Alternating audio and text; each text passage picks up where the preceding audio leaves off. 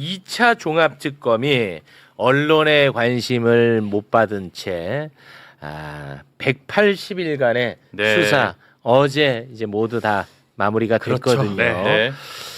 2차 종합특검 언론의 관심을 받지 못했음에도 불구하고 대한민국 기자들 가운데 2명의 기자가 끝까지 취재했던 사람들이 있었습니다. 아유 맞아요. 정말 훌륭한 기자입니다. 네. 취재력은 대한민국 최고, 전달력은 세계 최저.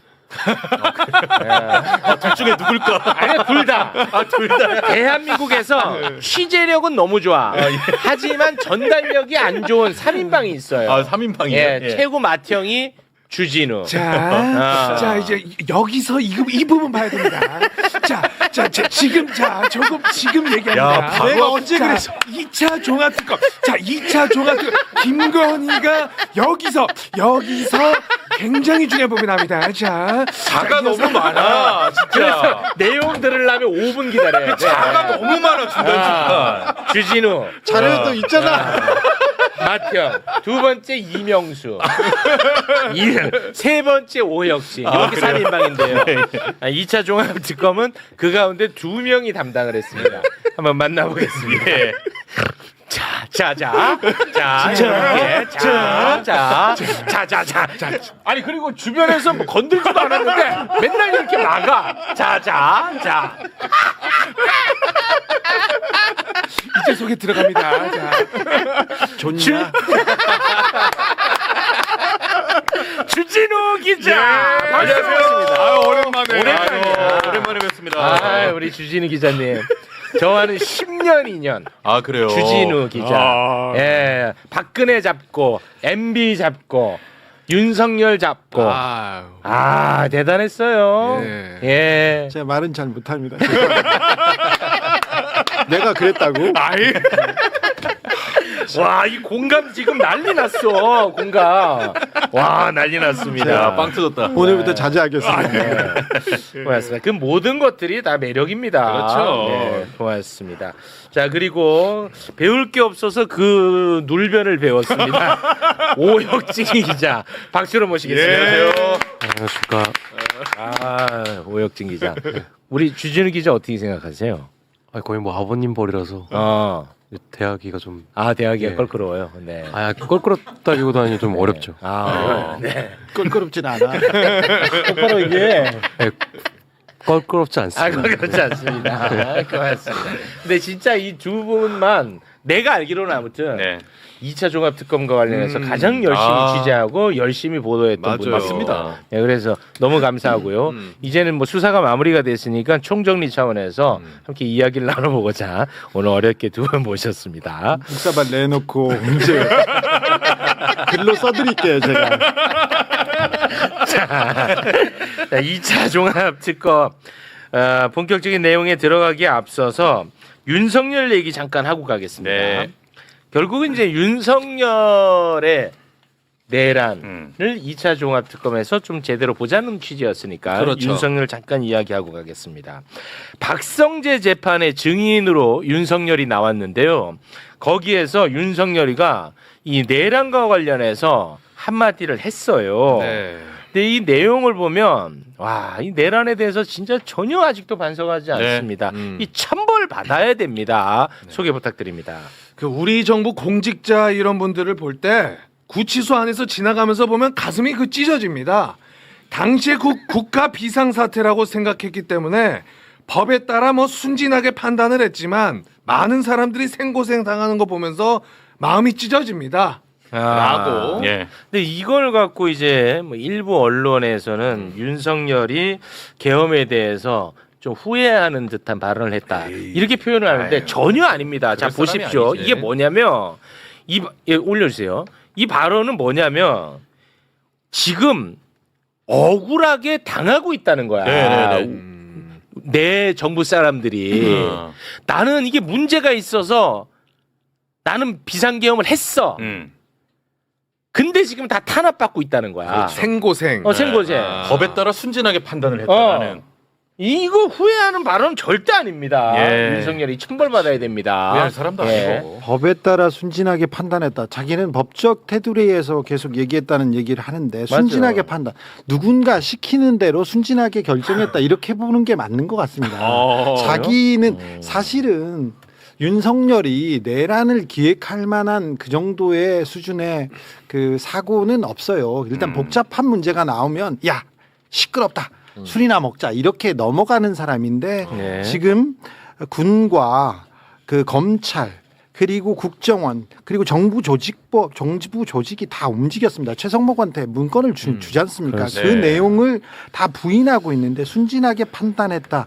누가 결정해 준 거를 순진하게 따랐다가 이렇게 됐다. 이렇게 저는 보이더라고요. 그 혼자 결정했을까? 이번 특검에서 윤석열 말고 윤석열 진짜 내란의 기획자들이 조금 나온 것 같아요. 그래서 저는 특검의 의미를 거기서부터 출발해야 된다고 생각합니다. 알겠습니다. 자, 그러면 자연스럽게 2차 종합특검 이야기로 넘어가 보겠습니다. 180일 동안 이제 수사를 했고 마쳤는데요.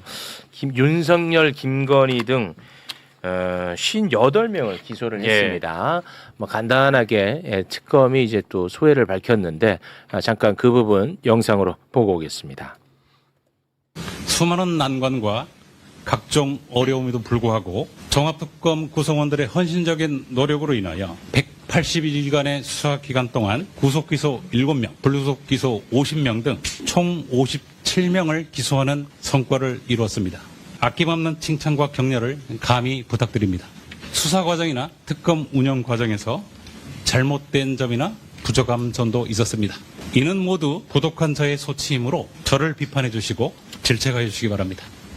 네, 그래서 오늘 시키는 대로 저희는 칭찬과 질책을 다 할 생각입니다. 네. 맞아요. 정확히 있어요. 이제부터 한번 정리를 해볼까 하는데 먼저 조태용 얘기를 좀 해볼까 합니다. 조태용. 네, 조태용 국정원장은 원래 그 전 1차 특검 있죠. 네. 거기에서는 내란 혐의로는 기소가 안 됐어요. 조태용. 예, 위증 정도, 위증 관련한 걸로 이제 기소가 돼가지고 2심에서 2년 6개월 며칠 전에 이제 선고가 나오지 않았습니까? 네. 그런데 2차 종합특검이 내란 중요 임무 종사 혐의로 기소를 했어요.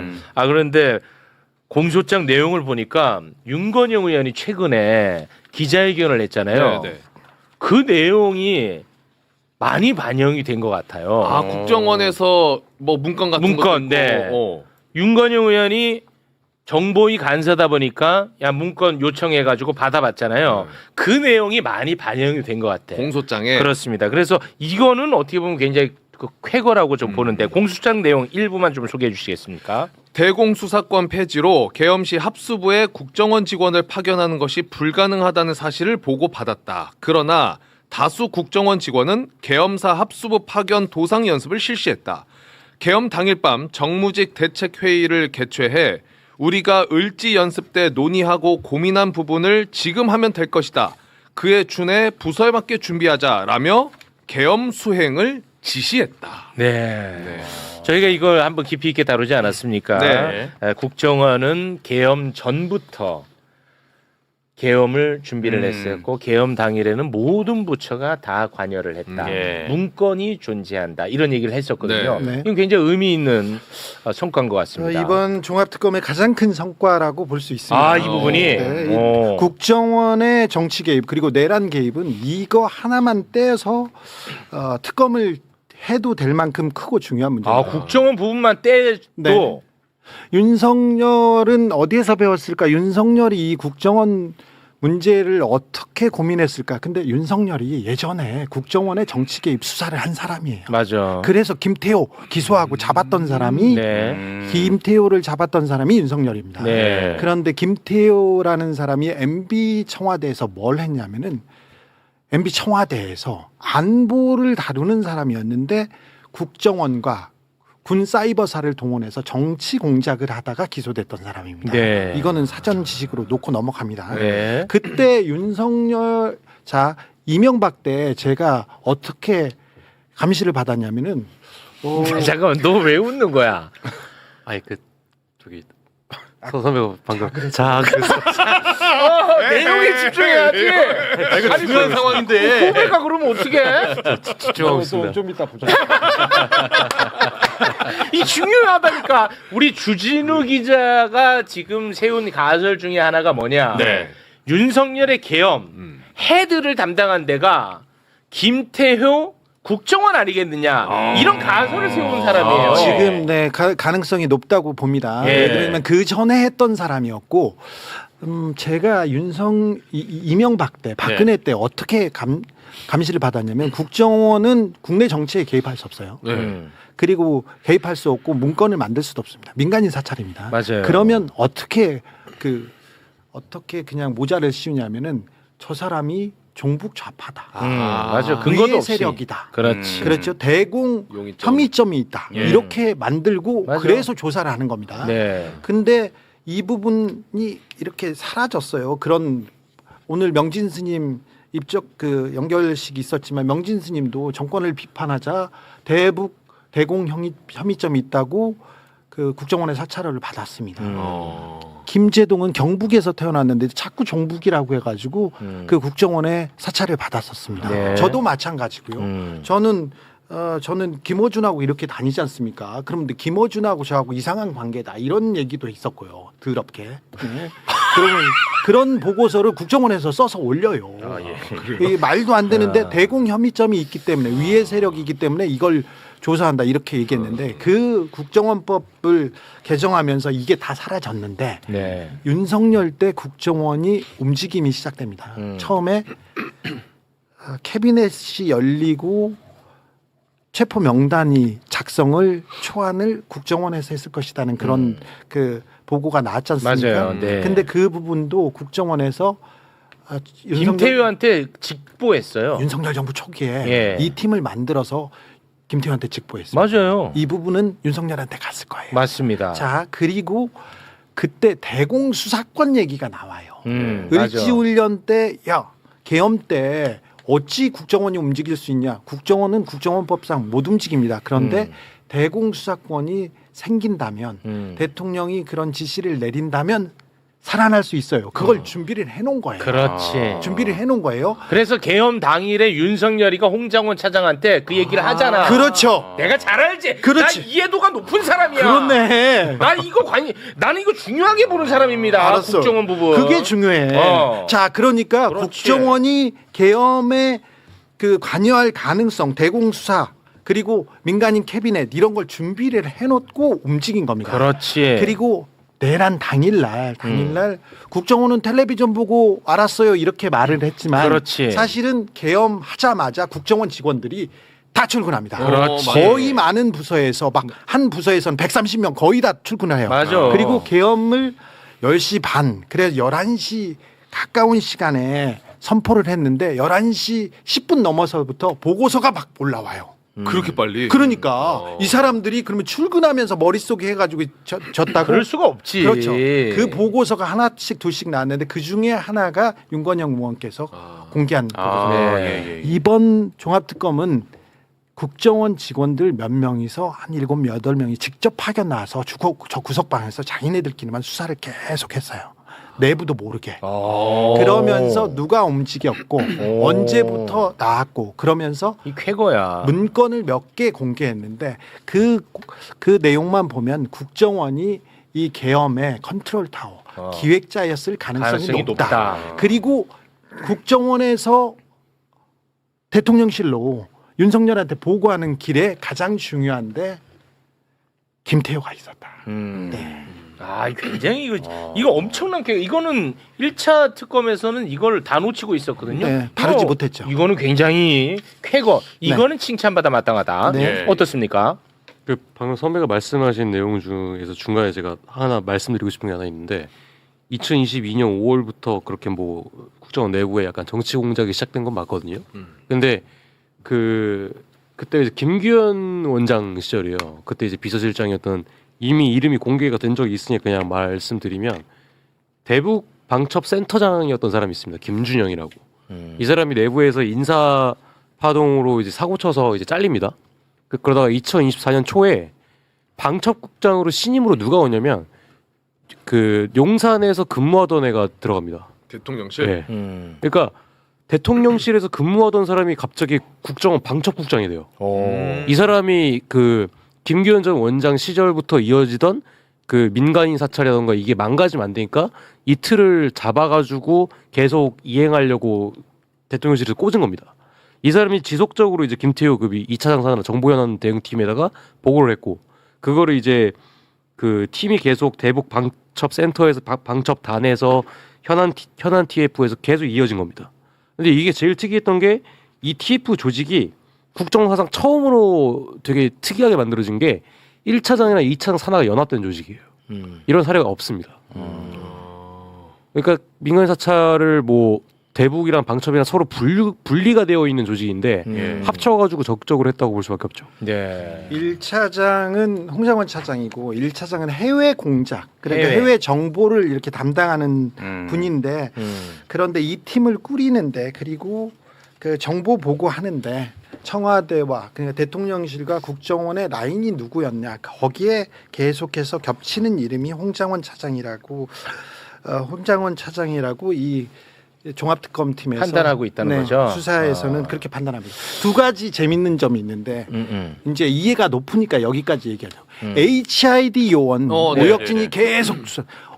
HID 요원이 대통령실에 있네. 이 사람은 김태호 소속도 아닌데 김태호한테 계속 보고하네. 여기까지 나왔잖아요. 2차장 밑에 있는데 김태효 1차장한테 보고했어. HID 소속 사람이 대통령실에 간 적이 없어요 지금껏. 그래서 거기로 보내려고 국정원에 한번 보내죠. 네. 국정원에 있다가 음. 국정원 어느 팀에 있었어? 비서실 공작특보로 있습니다. 자 거기에 있다가 차관급으로 간다고. 자, 나 잘 알지. 네. 이 공부를 많이 했네. 공부 많이 했어. 이게 왜냐면 나는 본질이라고 보거든요. 자 그리고는 대통령실에 갔죠. 그렇죠. 이 사람의 동선을 좀 봐야 되고 두 번째로는 해외 공작금을 해외 공적금. 국정원의 해외 공작금을 대통령실 김태호가 썼어요. 그 부분을 쫓아가다 보면 명확하게 국정원법 위반이라는 게 나올 겁니다. 지금 이제 저 종합특검에서 발표를 하자마자 국정원에서 대대적 감찰을 하겠다고 얘기하기 시작했는데 네. 감찰이 먼저 진행됐었어야죠. 그걸로 수사가 됐었어야 되는데 이번엔 거꾸로 가지만 국정원이 얼마나 그 망가졌는지 국정원이 윤석열을 위해서 어떤 위법 행위를 했는지 이거는 규명돼야 됩니다. 네. 이 윤석열이 이명박 박근혜 국정원 특수활동비를 잘못 쓴 걸로 둘 다 잡았거든요. 근데 자기가 이 부분으로 잡히게 됩니다. 네. 아직 남아 있습니다. 남아 있습니다. 자, 좀 전에 이제 홍장원 차장 이름을 언급을 하지 않았습니까? 네. 근데 이제 홍장원 차장 같은 경우는 이제 탄핵 국면 그리고 내란 청산 국면에서 많은 공을 세운 인물이라서 네. 여기에 대한 판단이 굉장히 많이 갈리고 있죠. 기소가 됐는데 누구는 좀 더 지켜보자는 사람도 있고 누구는 이런 거 기소하면은 앞으로 어떻게 하려고 그러냐라고 하는 사람도 있고 누가 협조하려고 하겠냐. 이건 기소해야 다음에 애초에 내란이 터졌을 때 가담하지 않는다 이렇게 생각하는 사람도 있는데요. 이런 논란에 대해서 2차 종합특검 내부에서도 있었던 것 같아요. 네, 그렇습니다. 서로 이견이 있었던 것 같아. 근데 그 이견을 총정리한 사람은 아마 특검이 아닌가 싶어요. 네. 그래서 직접 이것과 관련해서 이야기를 합니다. 네네. 그 부분 잠깐 들어보겠습니다. 일부 피고인 중에 수사와 재판에 협조했고 탄핵 심판에 결정적 기여를 했던 몇몇 관련자들이 기소가 돼서 언론이 좀 시끄러운 것 같은데 수사와 재판에 협조했던 공을 참작해서 어느 정도 형을 정할 것인가 이것은 법원이 판단할 문제지 수사기관이 판단할 문제가 아닙니다. 최소한 여러분들은 1심 판결 때까지 좀 중립을 지키고 기다려주세요. 네. 판단이 어렵다. 판단을 좀 지켜보고 내리시면 어떻겠느냐 이런 이제 당부의 말까지 했습니다. 홍장원 차장을 기소한다고 했을 때 제가 똑같은 질문을 했었어요.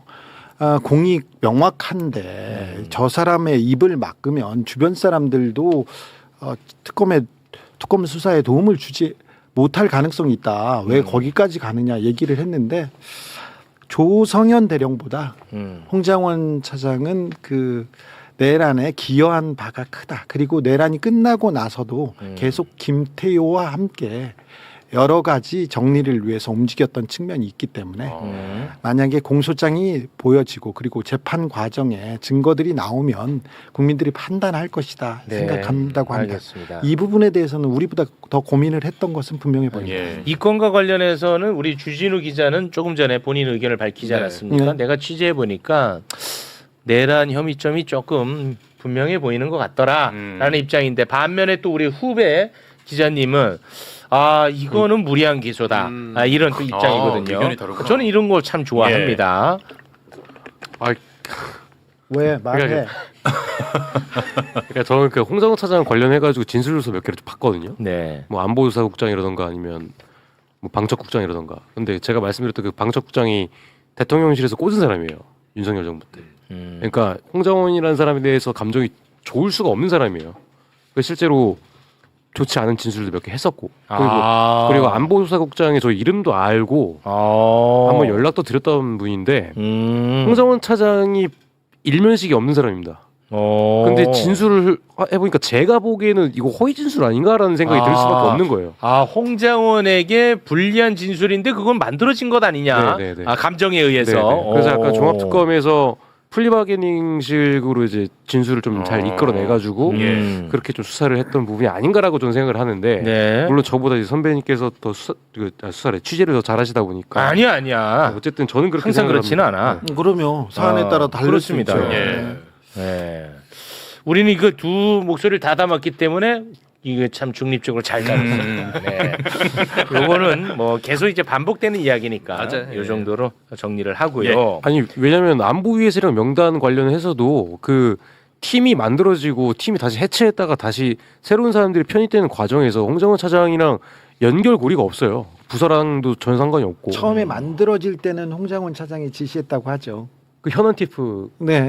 그 그리고 2011월 그 직무대리 시절에 이제 말씀하신 것 싸우는 같은데 분위기로 갑니다. 내란 때 캐비넷이 열리고 인사 파일, 조난 파일들이 열려서 이 사람들을 위해 세력이 이 사람들을 체포해야 된다. 여기까지 움직인 거는 분명히 보여서 내란 당시 국정원의 움직임에 대해서는 면밀하게 쳐다봐야 됩니다. 그래야 네. 다음번에 이 생각을 하는 사람들이 절대 움직이지 못하도록 하는 네.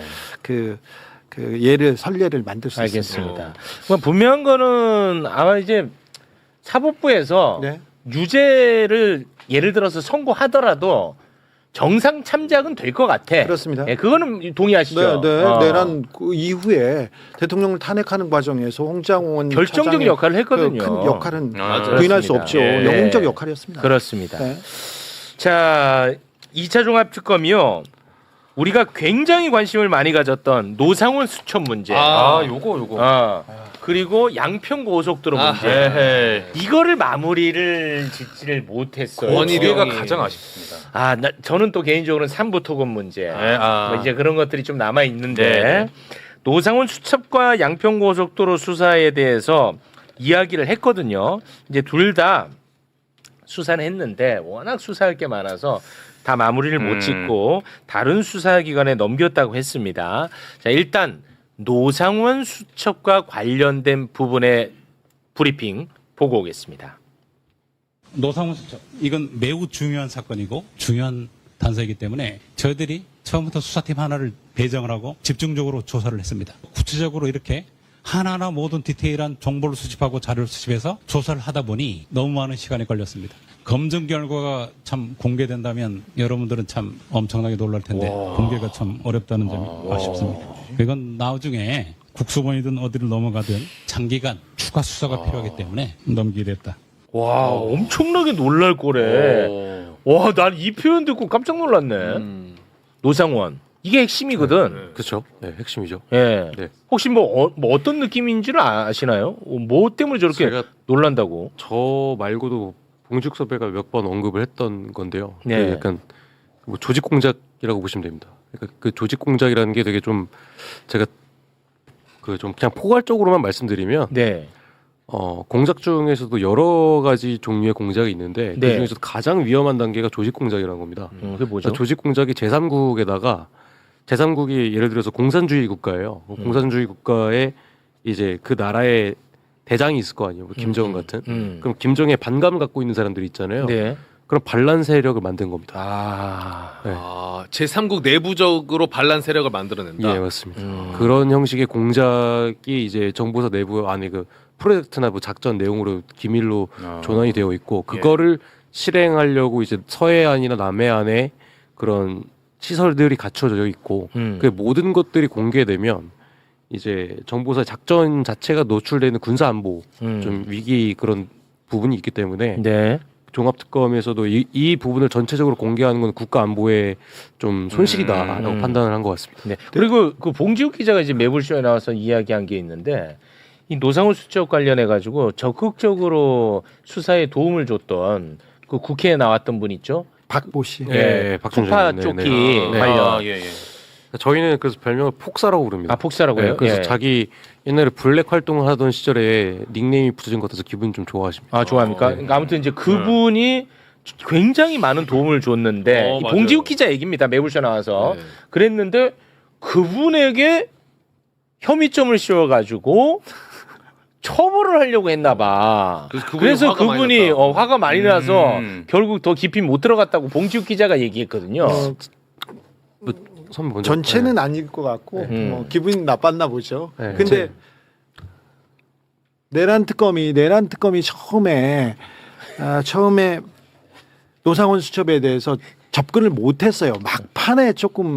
막판에 몇 가지를 해독하면서 실마리를 풀었는데 네. 제대로 된 수사가 안 돼서 그걸 바탕으로 지기현 판사가 그 노상훈 수첩은 증거 능력이 네, 조잡하다고. 네, 인정될 수 없다고 그었었는데 네. 그래서 그런데 이번에 종합특검에서는 계엄의 초안이 담긴 가장 중요한 증거라면서 노상훈 수첩 해독에 처음부터 열을 올립니다. 그러면서 박중령을 모셔다가 얘기를 했고 그 암호 해독 그 노상훈 수첩을 해독할 만한 사람들이 몇 붙어가지고 계속했습니다. 네. 지읒자 하나, 비읍자 하나 가지고 계속 토론을 하면서 하나씩 둘씩 맡아갔는데 네. 나중에 보면 매우 충격적인 내용은 암살, 요인 암살 그 부분이었을 거예요. 독약이 나오고 폭발물 나오고 그다음에 폭사, 독사 이러면서 누구를 갖다가 제3국, 연평도 어디, 벙커도 나오고 공해상에서 어떻게 없애겠다 그런 그림을 다 그리기는 했습니다. 네. 그런데 좀 안타까운 것은 이게 국수본으로 넘어가거나 다른 데서 넘어갔을 때 네. 이렇게 내밀하게 분석해낼 수 있을까 그런 팀이 만들어질 수 있을까 걱정스러운 과정에서 지금 수사를 넘겼는데 한두 개라도 기소해놨다면 오히려 재판 과정에서 노상훈 수첩이 또 공개되면서 이 해독이 더 좀 되지 여론도 않을까. 붙고. 예. 그건 누군가가 소명의식을 갖고 저는 작가 같은 사람들 그리고 심리학자, 기자들 그런 사람들이 모여서 수사 다른 영역에서 노상훈 수첩을 해부하고 해독해내는 과정은 반드시 필요하다고 봅니다. 네, 알겠습니다. 시간이 없어서요. 예. 그 끝으로 두 분은 이제 관심 있게 많이 보신 분들이니까 요 부분은 좀 수사가 됐어야 되는데 하는 부분을 조금 지적을 해주시면 좋을 것 같아요. 저는 김건희가 내란에 관여하지 않았다는 내란 특검의 발표를 믿지 않습니다. 나는 그게 아쉬워. 그냥 나도 열어놨어야지. 그렇지. 열어놓고 이렇게 놓았어야 되네. 김건희는 진짜 관여하지 않았다 이렇게 발표했던 부분 저는 믿지 않습니다. 네. 대통령실이 계엄을 내란을 몰랐다 저는 믿지 않습니다. 그런데 김건희의 역할이 매우 크고 중요했고 그리고 김건희와 김태효만 내란 날 알리바이가 있었지 않습니까? 그렇습니다. 그 두 사람이 가장 위험한 사람이었어요. 그렇죠. 거기다가 플러스 김건희와 윤석열은 건진과 가장 내밀한 관계였고 끝까지 선거 과정에 숨겨진 선대위원장은 건진이었어요. 그리고 선거가 끝나고 나서 진짜 인수위원장은 건진이었습니다. 그 이후에도 마찬가지입니다. 그래서 김건희와 건진의 역할을 파고 들어보면 내란의 실체, 내란의 기획자가 나오지 않을까 이 생각이 있습니다. 그러니까 주진우 기자님은 건진이 내란과도 연관이 되어 있다라고 보는 입장이에요? 김건희 윤석열은 모든 문제를 무속인과 상의합니다. 모든 문제는 어떤 경우냐면은 자기 직원들 있지 않습니까? 채용할 때 무속인한테 보여줄 수 있지. 보여줄 수 있어. 누구 관상을 보고 채용하는 그런 기업도 있지 않습니까? 그런데 채용했던 직원을 2년 3년간 가장 가까운 직원이 유경옥 같은 사람들. 네네네. 자, 올해 이 사람의 운세가 어떻습니까?를 물어봐. 그래서 운세가 안 좋습니다. 그럼 잘라요. 측근의 운세가 안 좋다 그러면 그리고 그 다음에 데려와요. 아. 그리고 다른 2년 동안 잘 지내던 본부장이 있습니다. 이 사람을 건진한테 보여줘.